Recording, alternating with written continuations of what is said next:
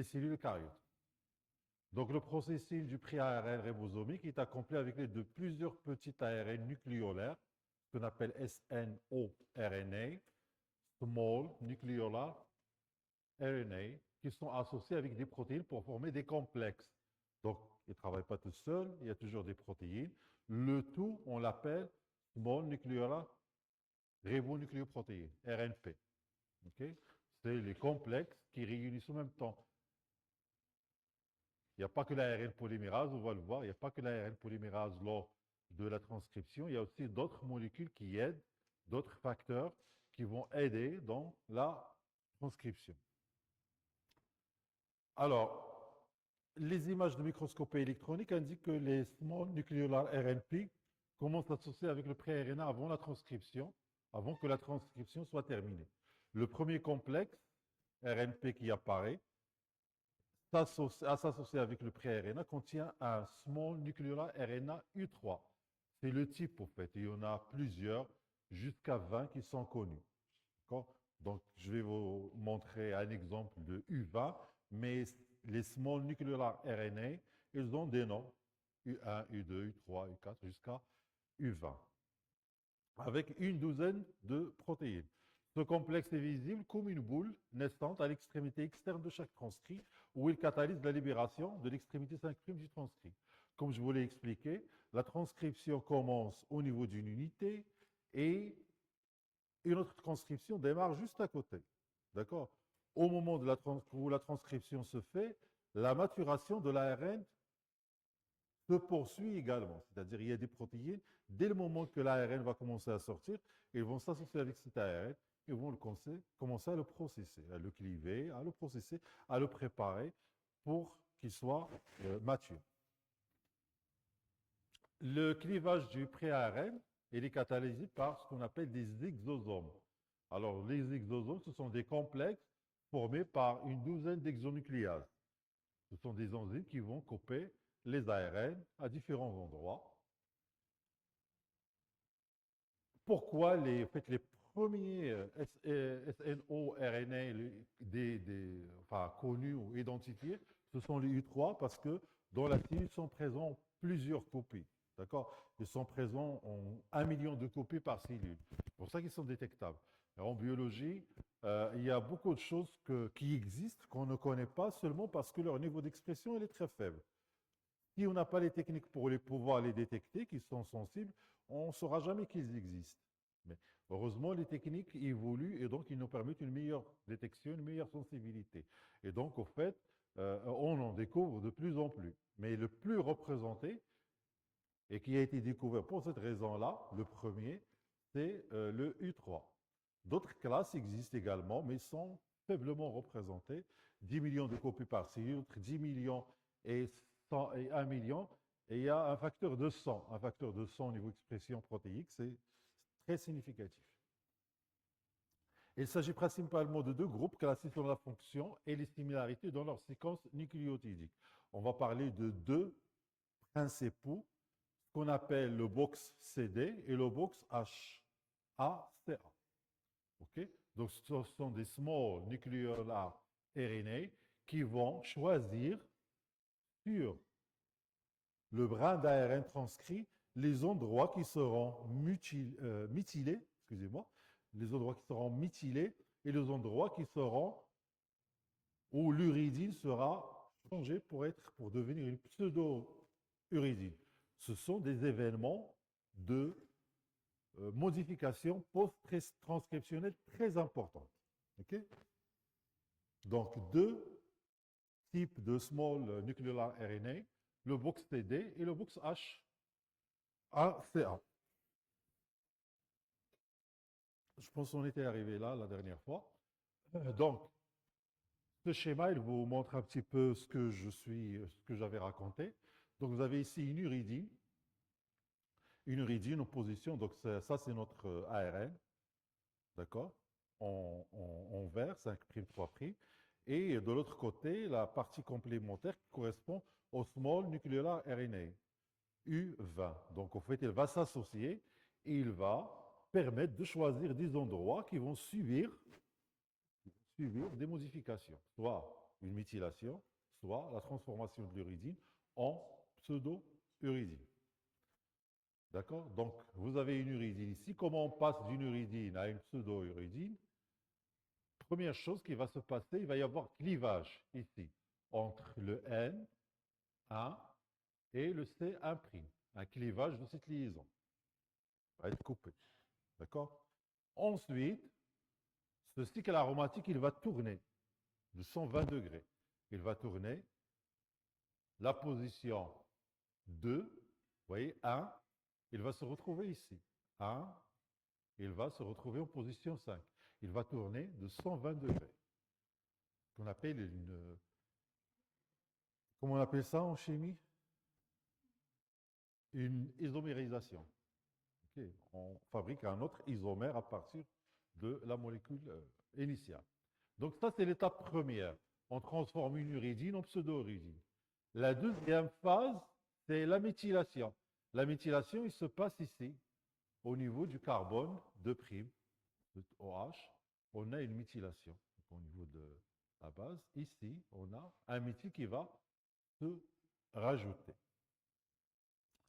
Donc, en gros, si vous voulez, ça, c'est la description du small nucleolar RNA qui est de type box-D. Et là, donc la partie de reconnaissance qui va permettre de savoir quel est le nucléotide qui va être méthylé, c'est cette boîte qui est là. C'est une boîte qui est une série CUAG. CUAG, et on compte 1, 2, 3, 4, 5. Le cinquième sera méthylé. D'accord? Donc, les enzymes, les ribonucléoprotéines, ils vont reconnaître le box. 1, 2, 3, 4, 5. Le cinquième, il est méthylé. Et donc, qu'est-ce qui détermine l'uridine qui sera méthylée? C'est la séquence du small nucleolar RNA, qui fait à peu près moins d'une centaine de nucléotides. D'accord? Box D, 1, 2, 3, 4, 5. L'autre, ici on a en vert l'ARN transcrit, 5', 3', donc le small nucleolar RNA. Celui-là, c'est la box ACA, qui va nous donner la position de l'uridine qui sera transformée en pseudo-uridine. Phi ici, au psi, psi c'est pour pseudo. OK? Pseudo-uridine. On transforme l'uridine en pseudo-uridine. Alors là, il y a deux façons de reconnaître. Il y a le box ACA, il est identifié, donc downstream.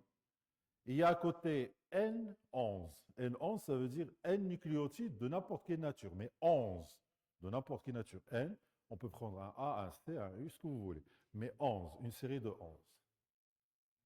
Ensuite, on compte 1, 2, 3, 4, 5. Et il y aura une boucle. Une boucle qui va se former ici. Et au niveau de la boucle, l'uridine sera transformée en pseudo-uridine. La mécanistique, c'est à peu près ça. Okay? Je vais la refaire. Donc, première chose, c'est le clivage de la liaison N1-C1', ici. Et la rotation de cette molécule, qui est là, de 120 degrés, pour faire un isomère. Voilà. Donc, clivage à ce niveau, N1-C1', fabrication d'un isomère par une rotation de 120 degrés. Ensuite, en même temps, dans ce sens-là, ou bien dans ce sens-là. La même uridine, elle peut être méthylée.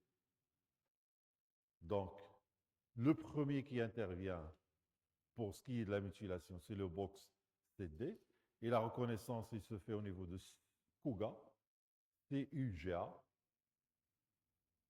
La séquence CUGA, donc il faut la lire du sens 5', 3', dans ce sens-là. CUGA. 1, 2, 3, 4, et le cinquième, il est méthylé. Maintenant, la box HACA, donc le motif ACA, N11, 11 nucléotides quelconques, n'importe lesquels.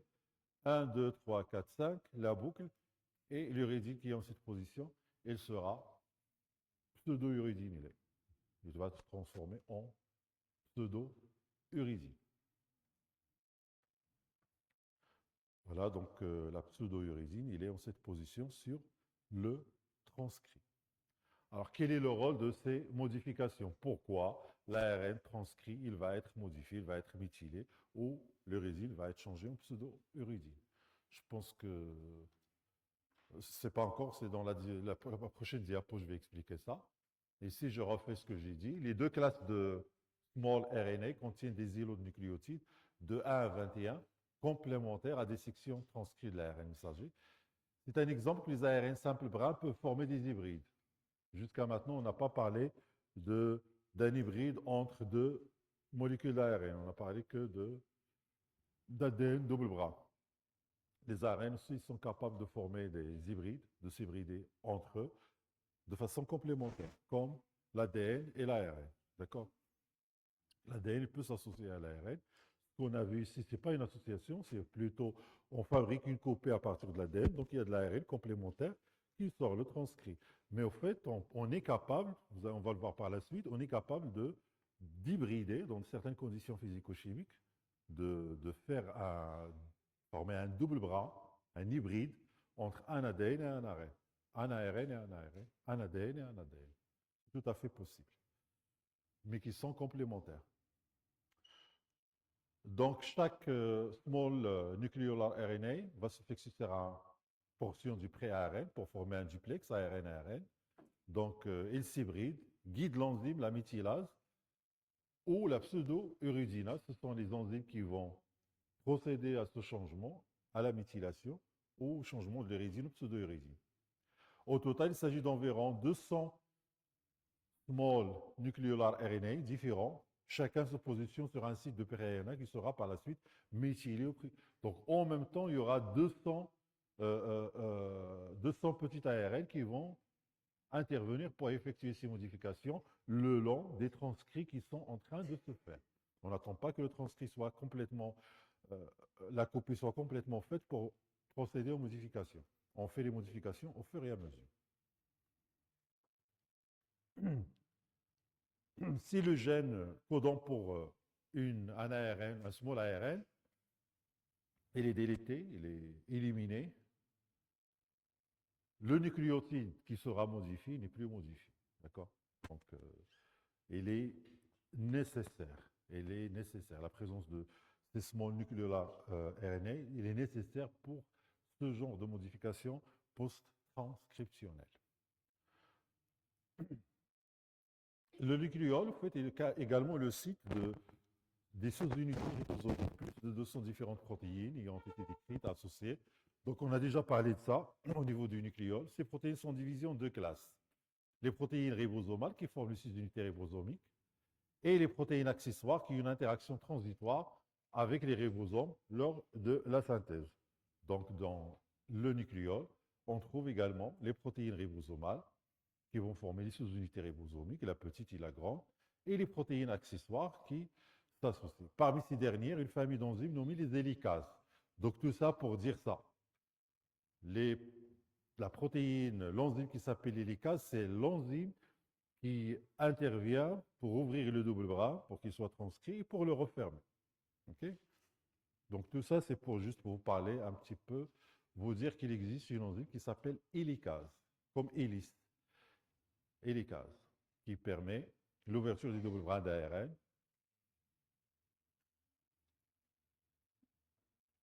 Alors, la synthèse de l'ARN ribosomique 5S. On a parlé de l'ARN ribosomique 5S, on a dit que c'est un ARN qui est transcrit en dehors du nucléole, mais dans le noyau. D'accord? Il est transcrit en dehors du nucléole. Et il existe environ 120, enfin, il présente à peu près 120 nucléotides, la taille. Et il est présent dans la grande sous-unité des ribosomes chez les prokaryotes et les eucaryotes.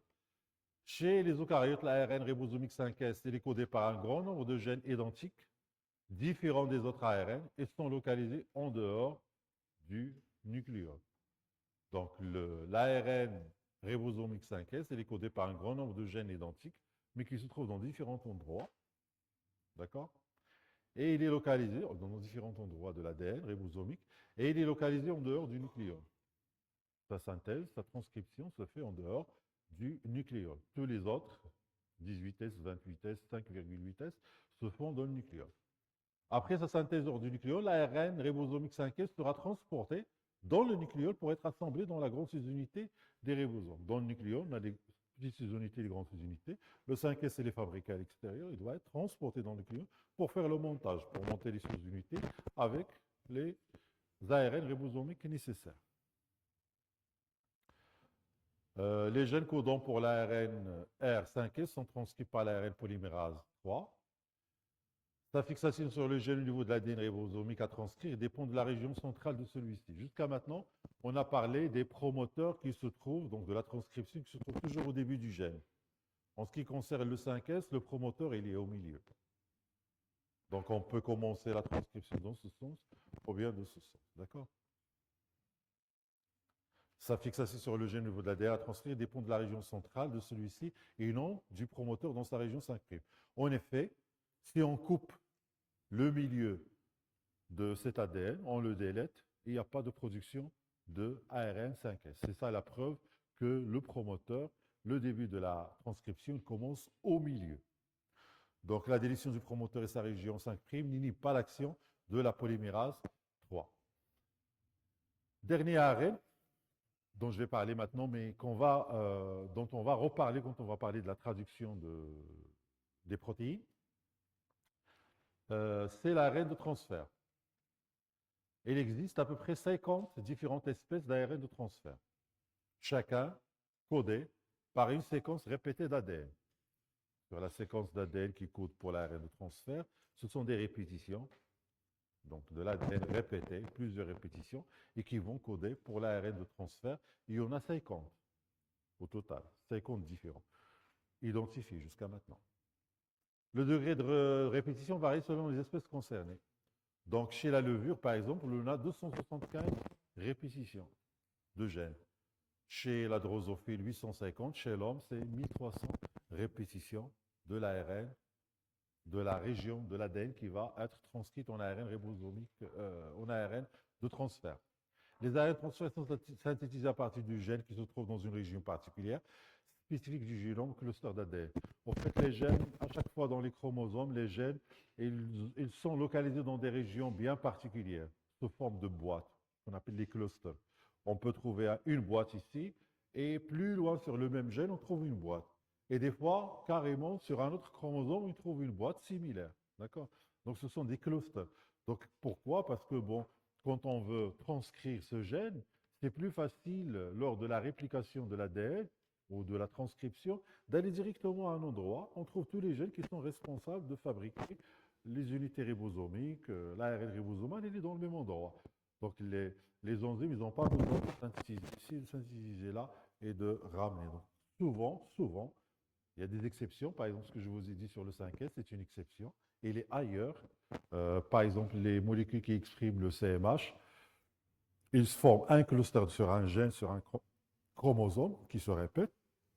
Mais il y a des éléments, mais de petits éléments qui font partie de l'édifice, de la construction, mais qui, les gènes, dont les gènes qui les contrôlent, ils sont ailleurs. D'accord? Ça implique au fait qu'il y a un truc de transport ou quelque chose qui se fait après.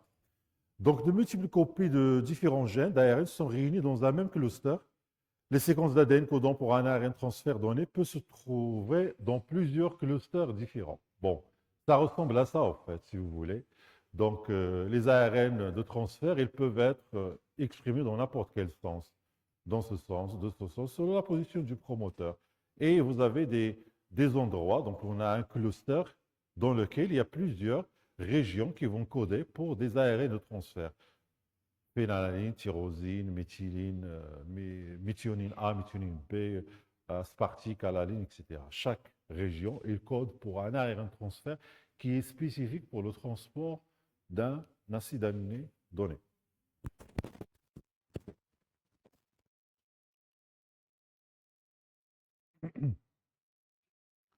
Comme pour l'ARN 5S, l'ARN transfert, il est transcrit par la polymérase 3. Et le promoteur se trouve dans la région centrale du gène. Donc, les deux points communs entre l'ARN transfert et l'ARN ribosomique 5S, c'est le fait qu'ils sont transcrits par la polymérase 3 ADN dépendant. Et le promoteur, il se trouve au milieu. Vous voyez, le promoteur, il peut être là, il peut être là, il peut être n'importe où, mais il est au milieu du gène. L'ARN T précurseur a une taille supérieure à l'ARN T mature. Ça, ce n'est pas quelque chose d'exceptionnel. Ce n'est pas quelque chose de spécial pour l'ARN transfert. On va le voir, tous les ARN, ils proviennent d'un précurseur qui a une taille supérieure à la taille du résultat, du transcrit final ou de l'ARN mature. Il y a des gens qui pensent que ARN-M, c'est ARN mature. Non, ARN-M, c'est l'ARN messager. Mais l'ARN messager, c'est un ARN mature. D'accord? Par conséquent, il subit un clivage de deux extrémités, 5', 3', par une endonucléase appelée l'endonucléase P. C'est elle qui permettra en fait le toilettage ou le clivage de la maturation. Bien.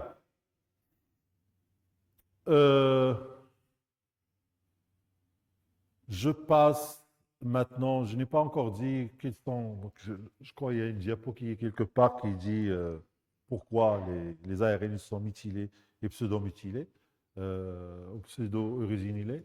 Je vais y revenir peut-être, mais je continue sur ce que j'ai pour l'instant. Donc, on va parler maintenant de l'ARN messager. Alors, le précurseur de l'ARN messager, c'est ce qu'on appelle les hnRNA. H pour hétérogène, N pour nucléaire. D'accord? Ce sont des ARN nucléaires hétérogènes qui se trouvent dans le noyau, qui ont une taille très, très variable et qui vont à la fin donner naissance à l'ARN messager qui se trouve dans le cytoplasme. L'ARN messager, sous sa forme mature, il ne se trouve pas dans le noyau, il se trouve dans le cytoplasme. Donc, si, je vous l'ai déjà dit la dernière fois, si on veut isoler l'ARN messager, on ne va pas aller le chercher dans le noyau, on va le chercher dans le cytoplasme. On va faire un fractionnement des cellules, on met les noyaux de côté, et dans le cytoplasme, on va avoir de l'ARN messager. Si on veut aller chercher l'ARN total, c'est dans le noyau qu'on va le trouver. Okay? Dans le noyau général, en particulier dans le nucléole. Alors, ce diagramme, il montre à peu près ça. C'est-à-dire que c'est les mêmes expériences de Pulse and Chase. En vert, en bleu, c'est la mesure de la DO, c'est-à-dire la mesure de la DO à une absorption de 260, c'est-à-dire la détection des acides nucléiques qui sont présents au temps T. Ici, vous avez les fractions. Les fractions, c'est-à-dire on va prendre le mélange, par exemple, de cytoplasme, on va le centrifuger sur un gradient de saccharose. Okay? Le saccharose, c'est un mélange de sucre qui va avoir des concentrations différentes du bas vers le haut du gel. Donc, quand on centrifuge, chaque élément qu'on est en train de centrifuger, il va migrer, il va se positionner à son niveau, au niveau de son gradient. Il ne va pas le dépasser, il ne va pas descendre. Tout ce qui est lourd, tout ce qui a un S élevé, il va se retrouver. Donc, ce sont les premières fractions qu'on va sortir. Les premières fractions sont en bas du tube. Quand on centrifuge, on a différentes couches. Chaque ARN il va aller à l'endroit qui correspond à son S, à son coefficient de sédimentation. On ouvre on met un petit trou carrément dans le tube en bas, ou alors c'est des tubes qui ont une ouverture en bas. Sinon, on procède avec une seringue, on met un trou et on commence à fonctionner. Et on prend des fractions qui sont égales. Et donc chaque fraction, donc les premières fractions qu'on va récupérer en bas du tube, ce sont les ARN qui sont lourds, d'accord, qui ont un coefficient de sédimentation élevé, c'est-à-dire qui ont une taille plus grande. Et les petits vont se retrouver jusqu'au top, jusqu'au sommet du tube. Donc, qu'est-ce qu'on fait? Donc, ça, c'est les fractions. Comment on récupère les fractions? C'est-à-dire, ici, c'est les fractions les plus grandes, les tailles les plus grandes. Et 40, ce sont les tailles les plus petites dans le tube.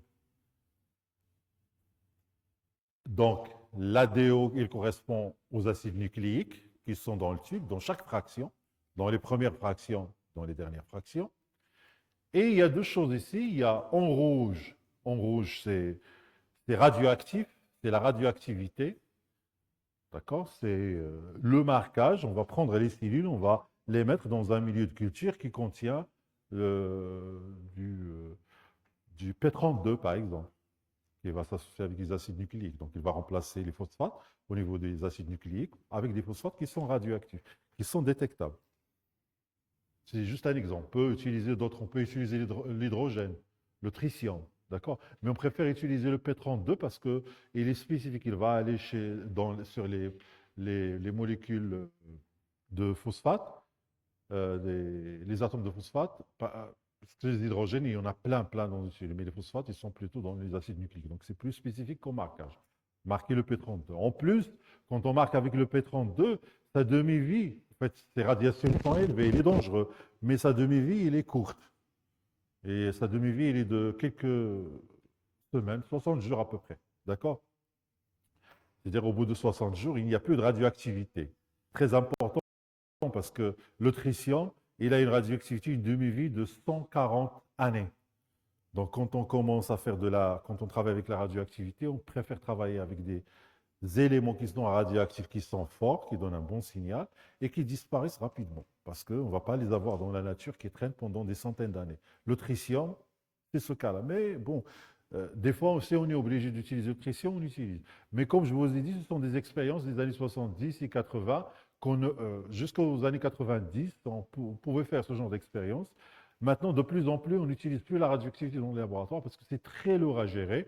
En plus, au niveau de l'éthique et de la sécurité des laboratoires, on vous pousse de plus en plus à utiliser des sondes qui sont froides. On appelle les sondes froides, fluorescentes, etc. Donc, au fait, mais l'utilisation de ces sondes chaudes, radioactives, nous a permis de faire énormément de progrès et de connaître beaucoup de choses concernant la transcription en particulier, parce que ce sont des expériences qui ont débuté aux années 70, Pulse and Chase, et ça nous permettait de déterminer la cinétique d'apparition d'un élément, d'une molécule.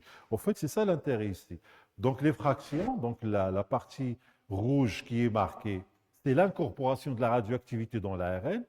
Donc on fait 30 minutes de pulse, on met la radioactivité 30 minutes et on enlève la radioactivité. Donc ce qui a été marqué pendant 30 minutes, on peut le suivre. On peut suivre où il va. Parce qu'après, on a privé les cellules de radioactivité. Donc les molécules radioactives, ils vont être prises, insérées dans l'ARN jusqu'à la fin et après, elles vont être dégradées. Donc, elles ne vont plus apparaître. Ok, donc ça donne un petit peu une idée sur la cinétique.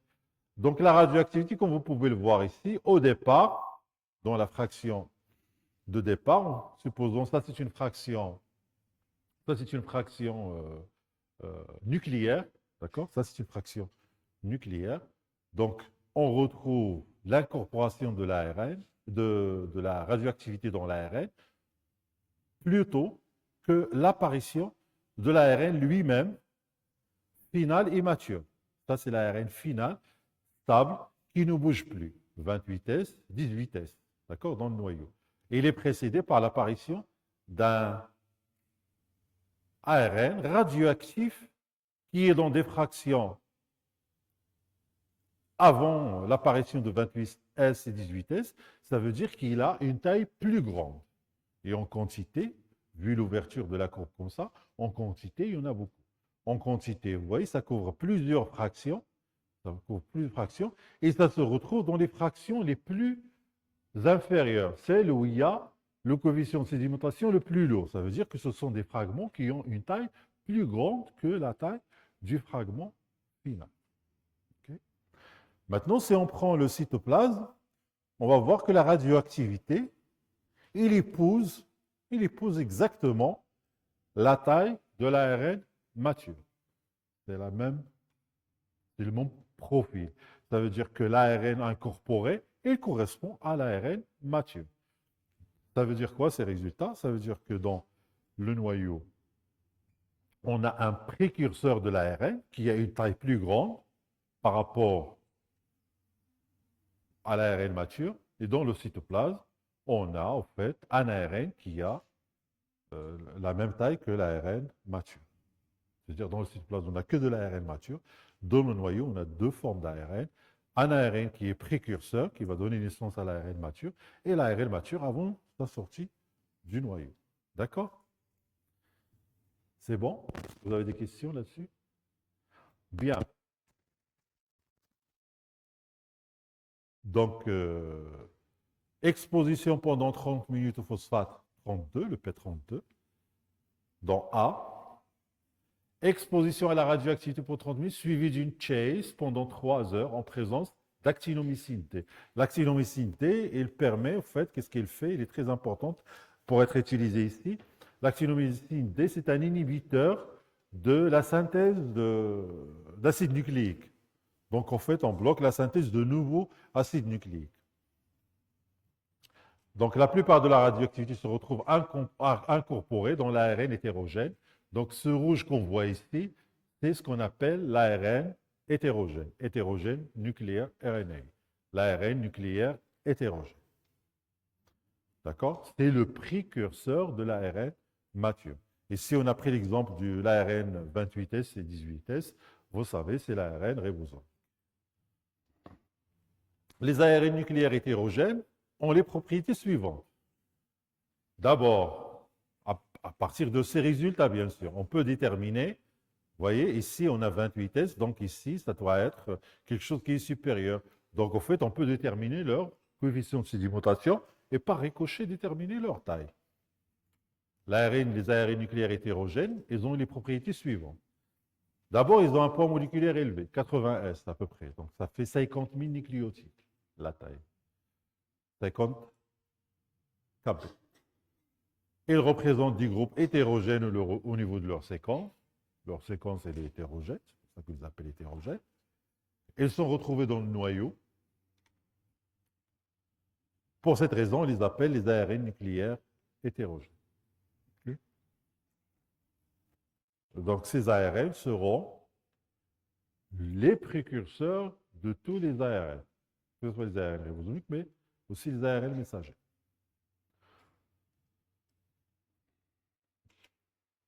Alors, les cellules sont incubées avec l'uridine H3 ou le phosphate 33 pour une phase rapide, ensuite placées dans un milieu non radioactif, chaste, pendant plusieurs avant l'extraction de l'ARN. Le niveau de radioactivité incorporé dans l'ARN nucléaire diminue fortement et apparaît par contre en plus petite taille dans le cytoplasme.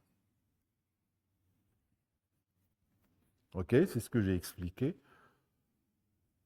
Donc, il y a incorporation de la radioactivité dans le noyau. Il s'incorpore bien avant, dans des tailles supérieures, avant d'arriver qui correspondent, coefficient de sédimentation qui correspond à celui qui est mature. Dans les cytoplasmes, ça correspond, c'est les mêmes.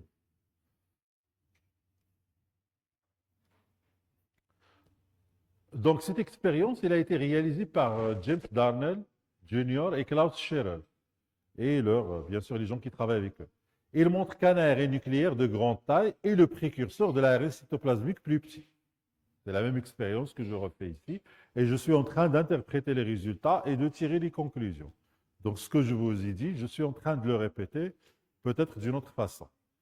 Donc, ce sont ces gens-là qui ont fait les premières expériences et qui ont, grâce à ça, démontré au fait qu'il y a un ARN dont la nature il est inconnue, mais ils ont appelé hétérogène. Il peut représenter toutes les copies possibles et imaginables de l'ADN. Et qui est le précurseur de l'ARN cytoplasmique, qui est l'ARN messager et qui a une petite taille. Donc, c'est ce que j'ai expliqué ici. Cette hypothèse a été largement confirmée par un grand nombre de chercheurs pendant les dernières 40 années. Donc, quand ils ont fait ça aux années 70, c'était les premières expériences, ça a été vérifié, et donc, pendant 40 ans, on a confirmé ces résultats, donc c'est vrai.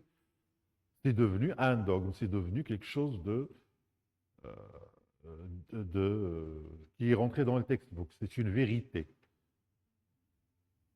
Dans le noyau, on a des ARN nucléaires hétérogènes qui ont une taille plus grande que les ARN. Les précurseurs, ils sont une grande taille, et l'ARN messager, il a une petite taille. En fait, ça me fait penser que cet ARN hétérogène, à un moment donné, il va être coupé en petits morceaux, etc. Mais il faut arriver à voir ça. Il faut arriver à le voir.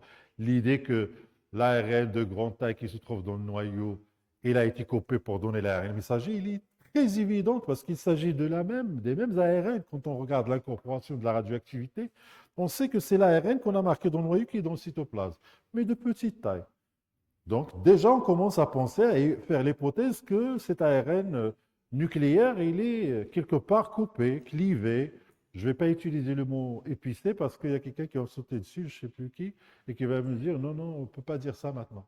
Donc je vais le dire le moment venu, je vais en parler, d'accord? Mais on va dire que c'est clivé, c'est toiletté, c'est etc., etc. D'accord? C'est coupé en petits morceaux. Alors, pardon, cette couleur, il n'est pas réussi. Il est important de noter que la courbe rouge et la courbe bleue ne se superposent dans le cytoplasme. Il manque quelque chose. Dans le cytoplasme, oui. Dans le noyau. Ne se superposent pas. Il est important de noter que la courbe rouge et la courbe bleue dans le noyau ne se superposent pas. Il manque dans le noyau. Alors, encore une fois, ces courbes ils nous renseignent sur la quantité d'ARN dans chaque fraction, la quantité. Donc, en analysant les courbes, on peut déterminer quelle est la quantité. Le résultat montre que la majorité des ARN sont des ARN, donc, ribosomiques, 18S, 28S, en plus des ARN de plus petite taille. Quand vous regardez ici, dans les ARN qui sont matures, une grande quantité, ce sont les 28S et les 18S, c'est-à-dire les ARN ribosomiques, même dans le cytoplasme. Mais les ARN messagers, ils n'apparaissent pas, d'accord? Mais ils sont cachés là-dedans. Ils sont cachés par le fait qu'il y a beaucoup d'ARN ribosomiques comparé à l'ARN messager. L'ARN ribosomique, sa demi-vie dans la cellule, il est longue.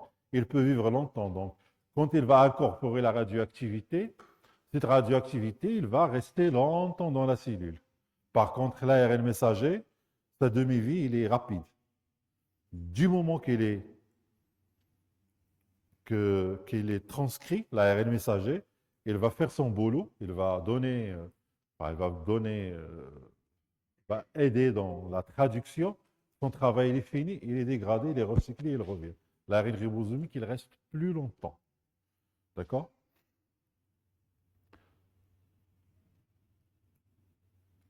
Par conséquent, malgré que l'ARN messager son précurseur, le NHRNA, donc l'ARN hétérogène nucléaire, c'est le précurseur de tous les ARN, que ce soit ribosomique ou ARN messager. Je suis en train de parler de l'ARN messager. Mais quand on fait des tests d'incorporation, ce qui sort, c'est l'ARN ribosomique, parce qu'il est plus représenté que l'ARN messager. D'accord? Mais l'ARN messager, il est là. Je vais venir et je vais vous dire après comment on a réussi à détecter l'ARN messager indépendamment de l'ARN ribosomique. Donc, malgré que l'ARN messager, son précurseur, ne représente qu'une petite quantité des ARN dans la cellule eucaryote, il représente autant T la majorité des ARN synthétisés. Si on prend par exemple autant T et on regarde quels sont les ARN qui sont transcrits, peut-être qu'on va trouver les ARN messagers. Ils sont plus transcrits que les ARN ribosomiques. Mais sur une période longue de temps, ce qui reste, c'est ceux qui ont une demi-vie plus longue. On les détecte. Ceux qui ont une demi-vie courte, ils sont recyclés et disparaissent. Mais au temps T, il se peut qu'on trouve que l'ARN messager, il est plus exprimé. L'absence hétérogène nucléaire RNA et de l'ARN messager par mesure de l'ADN stipule que ces deux dernières sont dégradées après une période courte, suivant leur synthèse. Ceci est vrai en particulier pour les nucléaires hétérogènes RNA qui seront processés pour donner les ARN messagers ou qui seront complètement dégradés très peu de temps après leur synthèse. Par contre, les ARN ribosomiques et les ARN de transfert ont des demi-vies qui sont de quelques jours à quelques semaines. Par conséquent, ils s'accumulent pour dominer les autres espèces d'ARN au temps T. C'est ce que j'ai dit. Donc, les ARN ribosomiques, les ARN de transfert, ils ont une demi-vie qui est très longue, plusieurs semaines. Donc, à chaque moment qu'on est dans la cellule, qu'on veut extraire les ARN cellulaires, on trouvera toujours que de l'ARN ribosomique qui est très représenté. D'accord? Parce qu'au fait, il vit plus longtemps. L'ARN messager, par contre, il faut le détecter au temps T. Sinon, sur une longue période, on n'arrivera pas à le détecter parce qu'il est très peu représenté. Donc, au contraire, la demi-vie de l'ARN messager, il est de 15 minutes, au plus 1 ou 2 jours.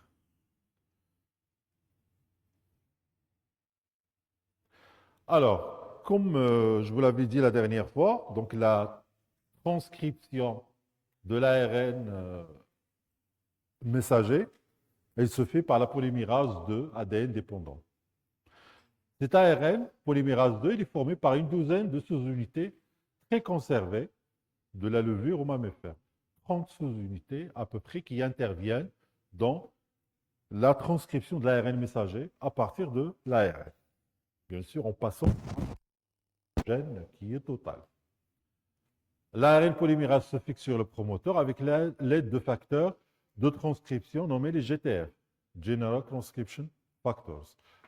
Donc, la polymérase 2, l'ARN polymérase 2, il ne fonctionne pas seul, comme l'ARN polymérase 1, comme l'ARN polymérase 3.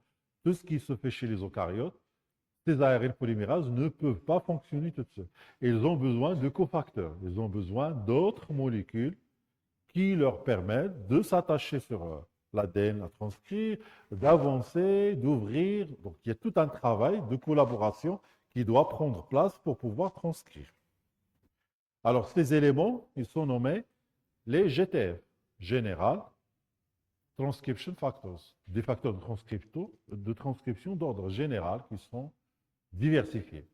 Ils forment un complexe qu'on appelle le PIC, Pre-Initiation Complex, le complexe de préinitiation, PIC. Le promoteur se fixe le complexe PIC, donc PIC, il concerne l'ARN polymérase et les GTF, l'ARN polymérase 2 et les GTF. L'ensemble, il constitue ce qu'on appelle un PIC. Le promoteur se fixe le complexe PIC se trouve dans l'extrémité 5' de chaque unité de transcription. Même si l'enzyme peut entrer en contact avec l'ADN sur les deux extrémités du site start de la transcription. Donc, au fait, même si l'enzyme, il peut commencer, l'enzyme elle-même, elle peut commencer à n'importe quel endroit, mais les facteurs de transcription vont commencer seulement du côté 5'. Donc, il y a un sens. La polymérase 2 ne peut pas transcrire toute seule, sinon ça va être aléatoire. S'il est toute seule, elle peut aller dans ce sens, comme elle peut aller dans ce sens. En présence de cofacteurs, de facteurs de transcription, et elle va commencer seulement dans un sens, elle va avoir une orientation, elle va commencer dans le sens 5', de l'extrémité 5'. Bien. Donc, au fait, ça c'est notre ADN, et ça c'est des transcrits de l'ADN ovalbumine, globine, ou globine chez le lapin, ou la globine chez la souris. Ce sont des protéines qui ont été énormément utilisées, dont l'expression a été énormément utilisée pour un petit peu travailler sur l'ARN messager et son expression. Donc, au fait, elle est caractérisée par la portion importante du promoteur se trouve entre les bases en position 24 et 32 upstream. Donc, ça commence upstream, avant, donc la position 24 et 32 par rapport au site d'initiation. Notre site d'initiation, il est là. OK? Le promoteur, départ, le site d'initiation, il commence ici. 24, position 24 et 32 upstream par rapport au site d'initiation. Cette région contient une séquence consensus qui est conservée, qu'on appelle Tata Box. Donc 5', Tata, AA, 3'. On appelle la Tata Box, vous voyez là. Tata, T-A-T-T.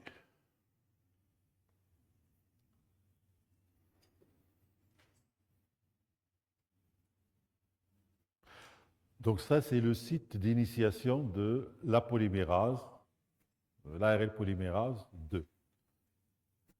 Alors, schématiquement, ça ressemble à ça. On a un double brin d'ADN. OK, on a un double brin d'ADN avec la Tata Box. Le site start, la région d'initiation, le site start. OK. Et des protéines, par exemple la DPE ici. Donc on a l'ADN sur lequel va se fixer la première protéine, la première facteur de transcription générale, GFT. C'est la TBP, TBP, Tata Box Binding Protein, la protéine qui se fixe sur la Tata Box. Il se fixe au niveau de la Tata Box.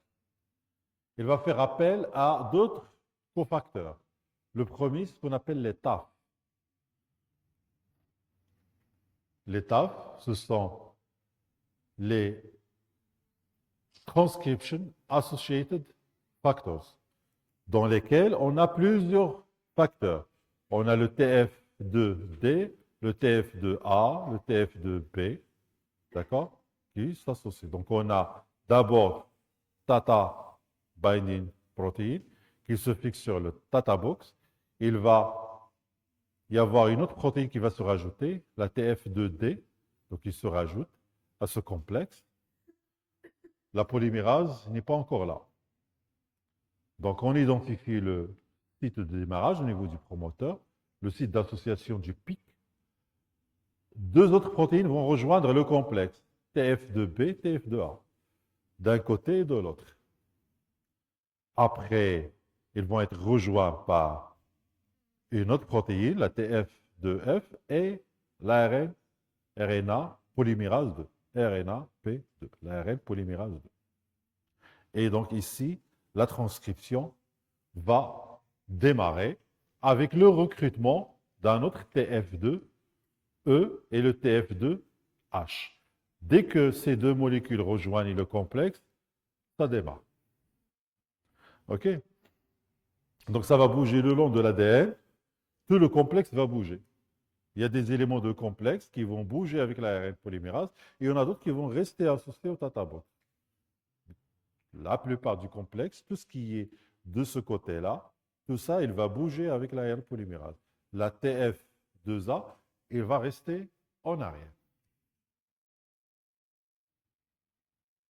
La première étape de l'initiation est l'assemblage du complexe de pré-initiation, PIC, et la fixation de la protéine TBP, Tata Binding Protein, qui reconnaît le Tata Box du promoteur. Okay.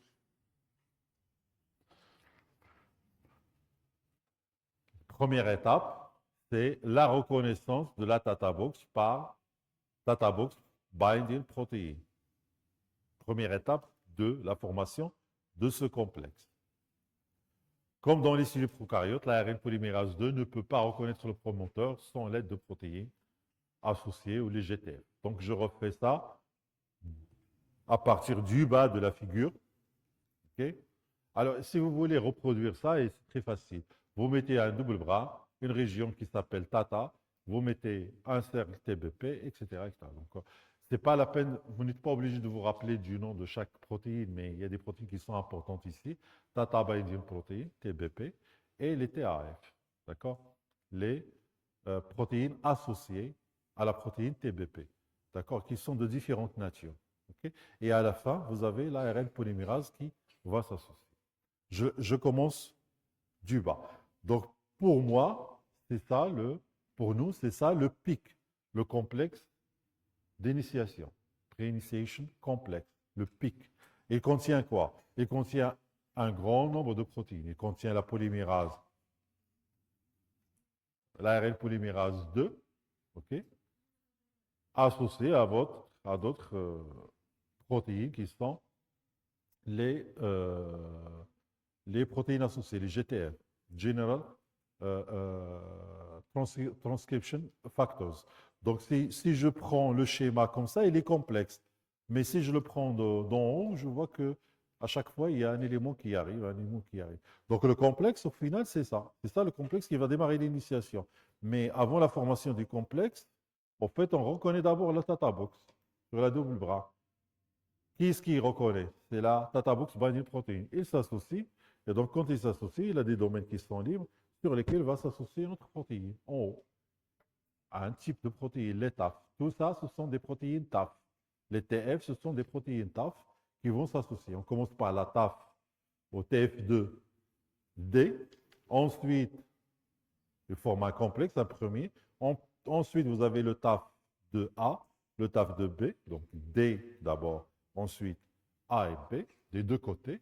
Donc, on a un complexe avec 4 protéines différentes. Chaque protéine, par exemple, cette protéine, la TBP, elle a un domaine qui lui permet de se fixer sur la protéine qui est arrivée en haut. Les deux protéines qui sont là, ils ont des domaines qui leur permettent de s'associer sur cette protéine sur celle-là. Donc, en fait, on est en train de former un complexe.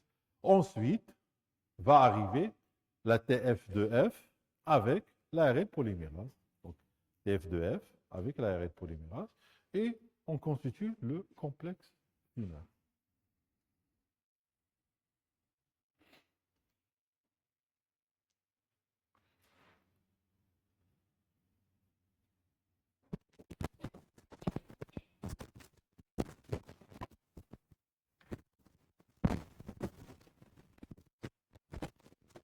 On sait compliqué. Vous n'êtes pas obligé d'apprendre ça.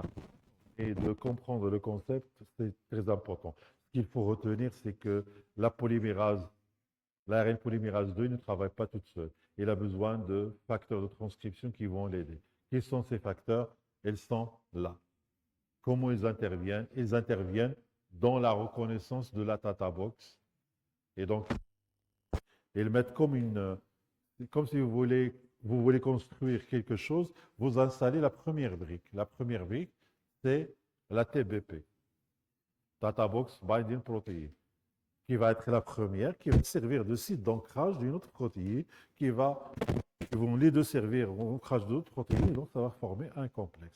Et une fois que la polymérase est là, c'est la polymérase qui fait le travail, mais eux, ils lui ont permis de reconnaître le site de démarrage. Donc, en fait, la distance qui se trouve en data box et le site start, c'est la distance qu'il faut pour installer tout ce complexe. D'accord? Bien, la protéine TPB est présente comme une sous-unité pour d'autres protéines qui sont TF2D, TF2A et TF2B. La fixation de la Tata Box Binding Protein distorde le double bras d'ADN pour former un coude. OK? En fait, j'ai toujours dessiné l'ADN comme ça et l'ARN polymérase qui vient comme ça. Mais au fait, quand l'ARN polymérase, avant de s'associer, on a ces protéines-là, la TBP, il va s'associer, il va tordre le double bras d'ADN. Donc, il ne va pas être comme ça, il va être comme ça. Il va le tordre, d'accord? Il va le tordre. Ça sera plus facile pour libérer l'ARN transcrite. Donc, l'ADN qui est comme ça, il va faire un angle à cause de l'association de cette protéine. C'est un site d'ancrage, mais le fait de se fixer, il va tordre l'ADN et il va devenir sous forme d'un angle. La fixation de l'ADN de TPB, TF1, TF2A et TF2B permettent la formation d'un site d'ancrage de l'ARN polymérase, qui permettent un site de fixation. Une fois l'ARN de polymérase en place, il est suivi par la fixation de TF2F et TF2E et TF2H, respectivement, dans l'ordre. F d'abord, E et H. Une sous-unité TF2H fonctionne comme une protéine kinase pour phosphoryler l'ARN polymérase 2, tandis que les deux autres fonctionnent comme ADN hélicase. Donc, celle-là, c'est une protéine qui va phosphoryler l'ARN polymérase 2. Et les deux autres là, ils vont servir comme ADN hélicase. Ils sont là, c'est eux qui vont ouvrir. L'ARN polymérase se déplace, c'est eux qui vont ouvrir donc, dans ce complexe. Leur rôle, c'est des ouvreuses. Ils vont ouvrir. Okay? Les deux protéines qui sont là, ils vont ouvrir.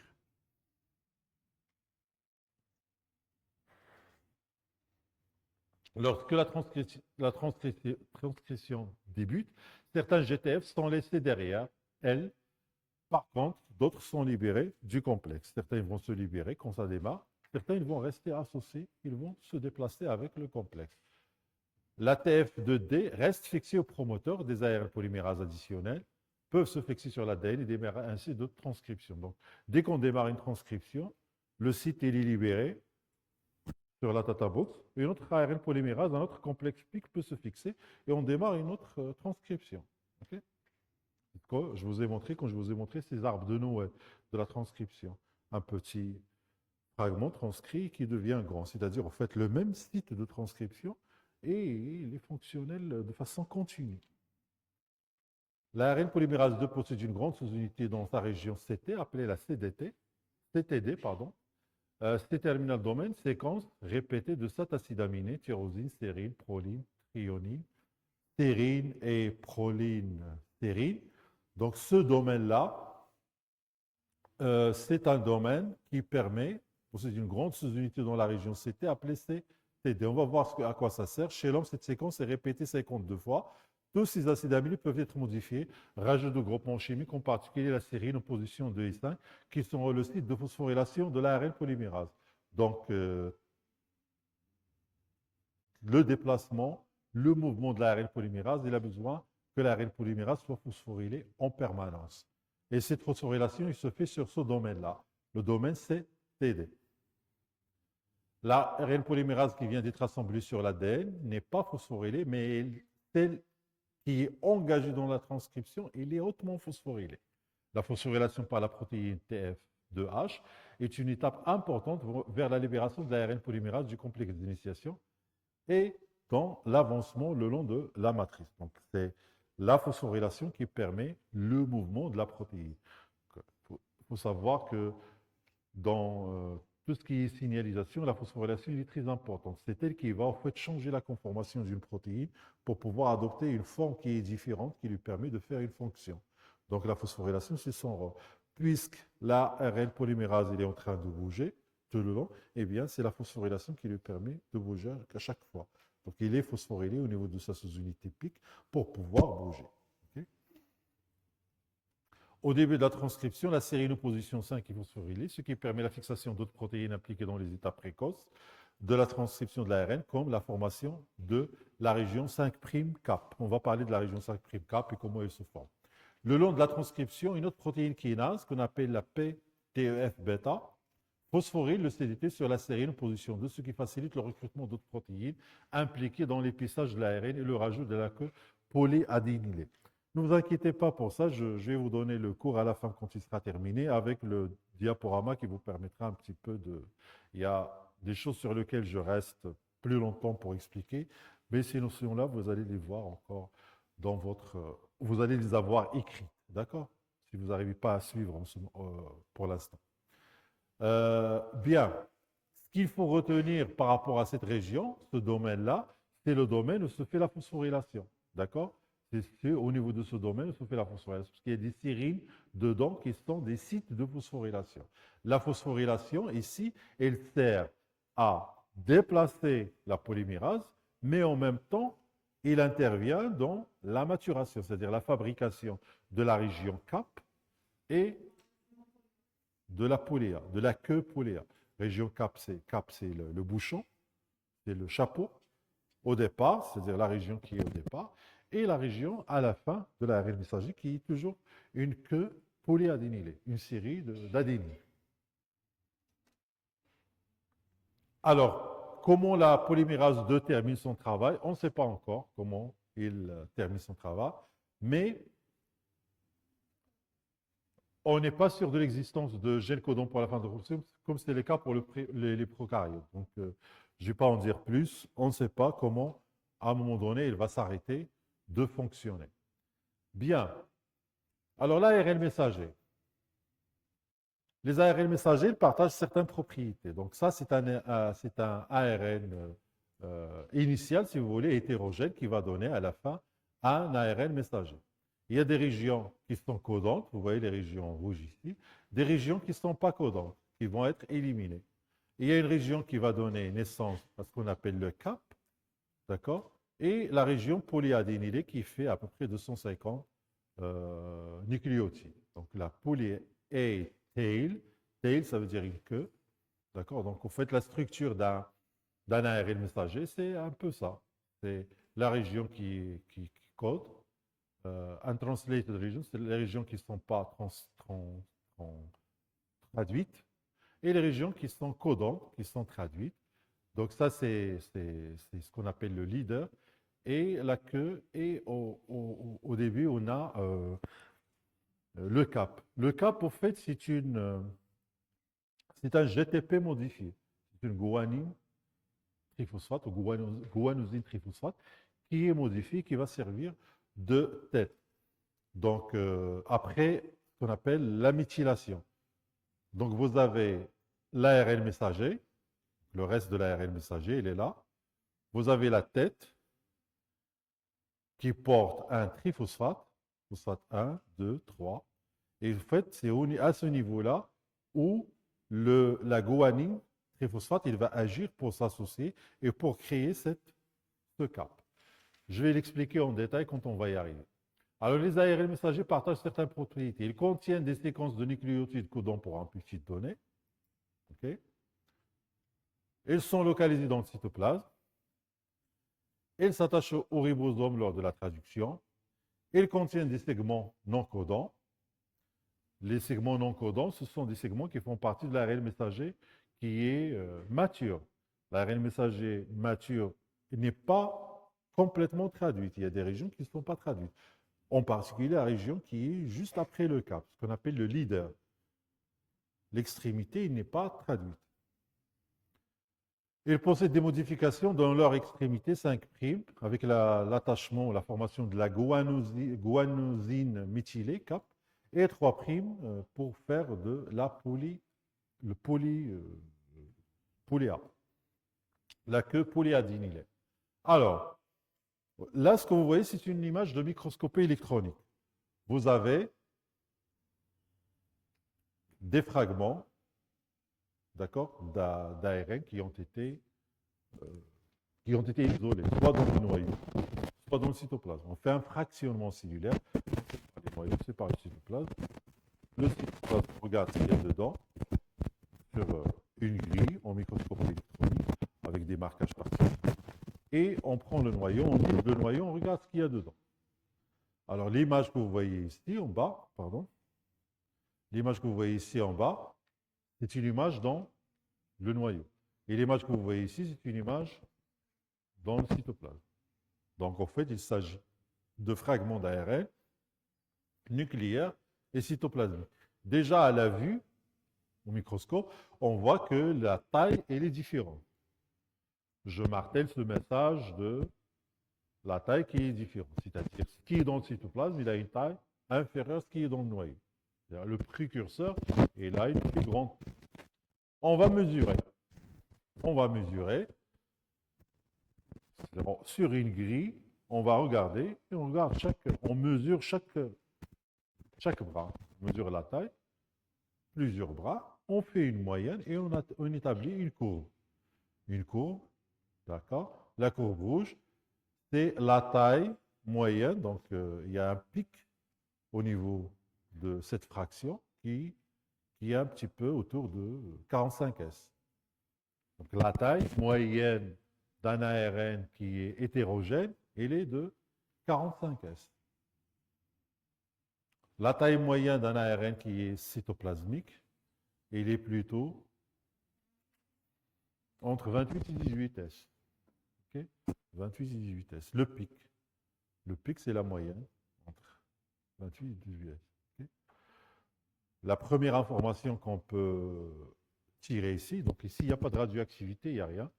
Juste, on fractionne, on sépare les deux et on regarde sur un microscope. Et on mesure à l'œil. On prend les clichés, on mesure. Ça, c'est 2 cm, et on refait à l'échelle. Et après, on établit une courbe. Une courbe qui correspond à chaque fraction. Là, c'est la centrifugation. On prend la première fraction et on regarde les fragments qui sont dedans. Ils vont être d'une taille supérieure à 70S, etc., etc. D'accord? C'est un travail colossal. Hein? Alors, dès qu'on a découvert qu'il y a un précurseur de l'ARN, dès qu'on a découvert qu'il y a des ARN hétérogènes, on a tout de suite pensé que ce sont les précurseurs de l'ARN messager. Cette figure que je vous ai montrée ici, il ne montre rien, il montre seulement qu'on a, au niveau du noyau, des fragments qui sont plus grands que dans le cytoplasme. L'origine de tout ça, c'est le noyau. Donc forcément, l'hypothèse, c'est ces grands fragments qui sont dans le noyau, c'est les mêmes qui sont dans le cytoplasme, sauf qu'ils ont été coupés. Mais c'est une hypothèse. On ne peut pas le confirmer à 100%. C'est une remarque, et comment on interprète cette remarque? Eh bien, peut-être l'origine de ça, c'est ça. Ce qui est vrai, hein, mais sur ce cliché, on ne peut pas aller plus loin au niveau de notre déduction. On ne peut pas aller plus loin au niveau de notre hypothèse. Même en mesurant, c'est la mesure. Donc ça, c'est visuel. La mesure, c'est pour avoir quelque chose de quantitatif, pour pouvoir quantifier, dire en fait en pourcentage combien ça représente, en quantité combien ça représente. Donc même avec ces résultats, ça reste une hypothèse jusqu'à maintenant. Le problème à résoudre était la différence de taille très élevée. Donc quand on compare ici, on voit qu'il y a une grande différence de taille.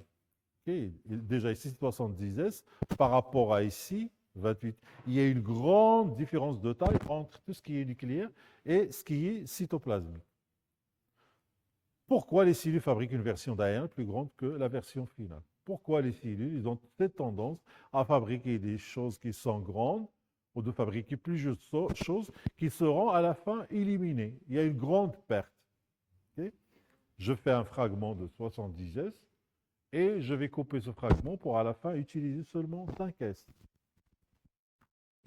Pourquoi les cellules font ça? Pourquoi les cellules fabriquent une version d'ARN plus grande que la version finale?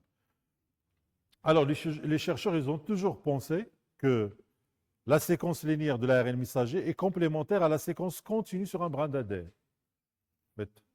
Les ARN qu'on voit dans la figure quand on montre le cytoplasme, les chercheurs, ils ont toujours pensé que ces petits fragments ils correspondent à des régions de l'ADN directement. C'est-à-dire, je prends cette région, c'est l'ARN messager. Ils ont toujours pensé ça. Alors, le dilemme, il a été résolu comment? Il a été résolu par une découverte inattendue. Ce sont des gens, en 1977, Philip Sharp, Susan Birgett, du MIT, Massachusetts Institute of Technology, et Richard Robert, Louise Shaw, qui travaillent au Cold Spring Pearl Harbor laboratoire à New York. Et donc, au fait, eux, ils travaillaient sur de l'ARN transcrit à partir de génomes de différents adénovirus. Ils travaillent sur un virus, ils regardent le génome du virus qui va être exprimé. Donc, au fait, on est en présence d'un génome de petite taille et on regarde des transcrits de quelque chose de petit. Donc, au fait, on est dans un système qui est maîtrisable, si vous voulez. On peut infecter les cellules et donc produire une quantité énorme de ARN messager parce que l'infection, elle permet ça. Et donc, dans un système qui est contrôlable, des petits fragments. Et donc, au fait, ils ont beaucoup d'éléments pour répondre à cette question. Donc, ils ont fait la découverte suivante. Ils ont remarqué que tous les ARN messagers qu'ils ont étudiés avaient toujours une séquence de 150 à 120 nucléotides. Première chose. Les ARN messagers, ils ne sont pas la taille de l'ADN de l'adénovirus. Des petites tailles. Okay. Et ils ont aussi découvert que l'ARN messager qu'ils ont étudié était transcrit de segments d'ADN séparés le long de la matrice. C'est-à-dire l'ARN messager final, au fait, il correspond à des régions qui sont différentes. C'est comme si on prend de l'ADN, on transcrit le gros morceau, et puis on commence à couper jusqu'à avoir un petit morceau. Donc le petit morceau, il représente des zones différentes sur l'ADN initial. Deuxième remarque. Par la suite, les investigations d'autres personnes, ils ont montré que cette séquence n'est pas complémentaire d'une séquence répétée. En fait, la séquence qu'ils ont trouvée de l'ARN messager n'est pas parfaitement complémentaire d'une région. Elle contient une partie d'une région et une partie d'une autre région. Elle n'est pas non plus complémentaire d'une séquence linéaire d'ADN sur la matrice. Au contraire, le leader est transcrit à partir de 3 segments distincts de l'ADN. Le leader, la partie qui n'est pas exprimée au niveau de l'ARN messager, le leader par exemple, il peut avoir origine de différentes régions de l'ADN. Différentes régions de l'ADN qui vont exprimer l'ARN. Le leader va se retrouver sur l'ARN messager. Bien, je vous explique ça sur une figure rapidement. Comme d'habitude, je commence par la fin parce que ça parle plus, peut-être plus compréhensible. Donc, on a un ARN mature qui est là, à la fin, d'accord? Qui a une région cap méthyl guanosine, et on a la région qui forme le leader. X, Y, Z. Ça, c'est le leader. La partie, c'est le il n'est pas transcrit, mais c'est le leader, en fait. C'est une région importante dans le transport de l'ARN messager pour aller à l'endroit où il va être. Il est très important, mais il n'est pas transcrit. D'accord? Et il fait partie de l'ARN messager et son origine peut venir de plusieurs ADN différents. C'est le leader. Il porte un signal, au fait, qui permet à la protéine de démarrer ou de bouger. Donc, le leader et la partie exempt, c'est la partie transcrite, traduite, pardon. Et le polyA, la queue polyadénylée. Donc, tout ça, il vient d'un élément dans lequel on a des régions qui vont être coupées, les régions I1, I2 et 3, ce qu'on appelle les introns. Ils vont être coupés. Donc, si vous regardez, donc ça, c'est l'intermédiaire processé. On fait une boucle, on coupe et on colle les deux morceaux, X, Y, Z. On coupe et on colle le morceau X, Y, Z avec l'exemple qui porte la queue polyA. On monte plus haut. Donc ici, c'est le transcrit primaire, le premier transcrit qui correspond au gène sur l'ADN, 5', le cap, début du cap, il n'y a pas encore de cap. On a la région leader X, la partie du leader Y, elle est exprimée ailleurs, Z, elle est exprimée ailleurs. Donc 3 régions pour exprimer le leader qui va former une seule séquence à la fin. Les régions intrants, 1, 2, 3, qui vont être épicées, qui vont être coupées, éliminées, et l'exon qui va être gardé, il va être collé. D'accord? Donc ça, c'est la partie qui est transcrite, le transcrit primaire, c'est ça, qui va être épicé. On met les leaders ensemble, on enlève les intrants, on garde l'exon, et donc ça, c'est le résultat final. Les régions d'ADN I1, I2 et I3 sont absents de l'ARN messager final. Donc les intrants, ils sont absents. On n'a que l'exemple et les leaders. Voilà, donc je pense que ce n'est pas la peine que je le répète. Cependant, la présence de séquences intrants dans les gènes cellulaires non viraux a été rapportée pour la première fois en 1977 par les Hollandais Alec Jeffrey et Charles Flavel et le Français Pierre Chambon. Donc, des gens qui travaillent dans différents endroits et qui arrivent aux mêmes conclusions. Et donc, bon, ça confirme que ce qu'ils ont trouvé, il est vrai. Donc, ce qu'on a observé auparavant chez les virus, on vous dérange. Est-ce que je vous dérange? Monsieur, est-ce que je vous dérange? Ça va? Vous arrivez à suivre? Vous êtes en train de parler depuis le...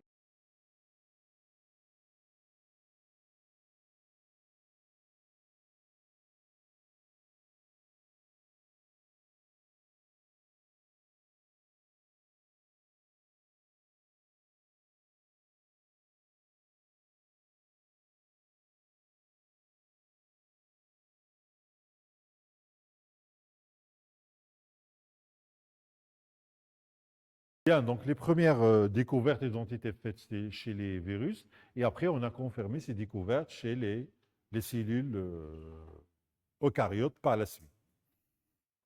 Alors qu'est-ce qu'ils ont découvert? Ils ont découvert une séquence intrant de 600 paires de bases localisées sur une partie du gène de la globine. La globine, tous ces travaux d'ARN messager, la plupart ils ont été faits sur la globine parce qu'il est maîtrisable comme protéine, on peut la surexprimer artificiellement et on peut la contrôler. La séquence d'intrants qu'on appelle intervenine a été retrouvée dans plusieurs gènes. Ces gènes sont dits des split gènes. Ce sont des gènes qui vont être split, c'est les pissages qui vont être coupés. Les bactéries contiennent des enzymes de restriction, d'ailleurs, qui servent à ça. Les enzymes de restriction, dans une bactérie, ils servent à cliver, à épicer les gènes par des coupures à l'intérieur de la séquence. Bien, je vais arrêter là parce que, bon, on continuera la prochaine fois avec la suite du cours.